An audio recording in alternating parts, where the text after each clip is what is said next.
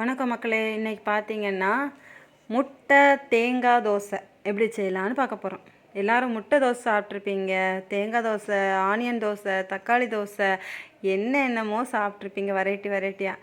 ஆனால் தேங்காயும் முட்டையும் போட்டு ஒரு தோசைங்க. நல்ல மாவை ஊற்றிக்கோங்க, நைஸாக ஊற்றிக்கோங்க. அந்த மாவை நைஸாக ஊற்றுனதுக்கப்புறம் அதில் என்ன செய்யுங்கன்னா தேங்காய் துருவலை எடுத்து மேலே அப்படியே தூவிடுங்க. எல்லா இடமும் நல்லா ஸ்ப்ரெட் ஆகிற மாதிரி தேங்காய் துருவலை போட்டுருங்க. இந்த தேங்காய் துருவலை போட்டு முடித்ததுக்கப்புறம் மறுபடியும் கொஞ்சோண்டு மாவு எடுத்து மேலே என்ன செய்யுங்க, அந்த தேங்காய்க்கு மேலே அப்படி கொஞ்சமாக ஊற்றி எல்லா இடமும் அங்கங்கே கொஞ்சம் கொஞ்சமாக ஊற்றிட்டு அதை நல்லா அப்படி மாவை ஸ்ப்ரெட் பண்ணிக்கோங்க. எல்லா இடமும் அந்த தேங்காய் வந்து வெளியில் ரொம்ப இதாகாமல் உள்ளே மறையிற மாதிரி அந்த மாவு வந்து என்ன செய்யுங்க ஊற்றிக்கோங்க. ஊற்றி கொஞ்சம் அப்படி விரித்து விட்டுருங்க. எல்லா இடமும் விட்டுட்டு அதுக்கப்புறம் என்ன பண்ணுங்கள், முட்டை வந்து எப்போவுமே நம்ம உடச்சி அப்படியே ஊற்றுவோம் மேலே.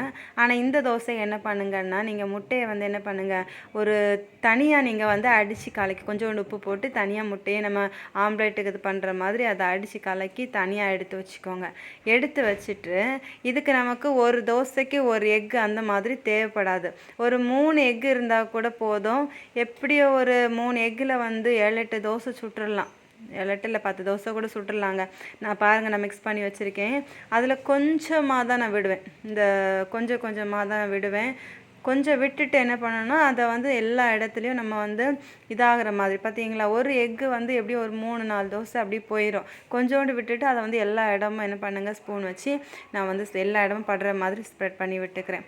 ஸ்ப்ரெட் பண்ணி விட்டுட்டு இதை வேக விட்டுட்டு இதை அப்படியே பக்கத்தை மாற்றி போட்டு அந்த பக்கமும் வெந்ததுக்கப்புறம் எடுத்து, இல்லைனா இதில் கூட நீங்கள் பொடி கூட போட்டுக்கலாம். அது வேகிறதுக்கு முன்னாடி இதில் வந்து நீங்கள் தோசை பொடியை வந்து இட்லி பொடி அதுக்கு மேலே தூவிட்டு கூட கொஞ்சோண்டு எண்ணெய் விட்டுட்டு இதை வெந்த பிறகு பக்கத்தை மாற்றி போட்டு அந்த பக்கமும் வெந்ததுக்கப்புறம் நீங்கள் என்ன பண்ணலாம், எடுத்து சாப்பிட்லாம். செம்ம டேஸ்ட்டாக இருக்குங்க.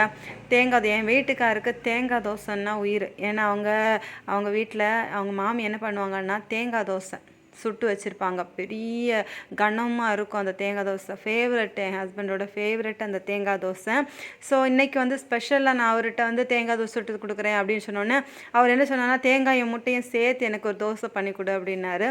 ஸோ ஸ்பெஷலாக இந்த மாதிரி ட்ரை பண்ணலாம் அப்படின்னு சொல்லிட்டு அவருக்காக தேங்காயும் முட்டையும் சேர்த்து போட்டு ஸ்பெஷலாக இன்றைக்கி அவருக்கு பிடிச்ச மாதிரி ஒரு தோசை ரெடி பண்ணியிருக்கேன்.